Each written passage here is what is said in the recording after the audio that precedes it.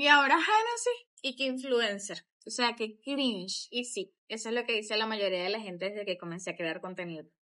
Hasta yo, ¿sabes? Porque es que yo decía, mami, pasando pena esos videos. O sea, tú sabes lo que estás haciendo. O por lo menos alguien te estará viendo. Resulta que yo hice un video hace poquito donde mencionó que amo el pirulín. Y la mismísima marca Pirulín me ha visto y me han enviado este obsequio.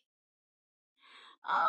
Ustedes no saben lo que yo amo el pirulín. Y esto solamente me quiere decir una cosa, y es que estamos haciendo las cosas bien. Yo la verdad estaba en un momento donde pensaba que mi contenido no lo iba a ver nadie. Así que yo les agradezco a todos.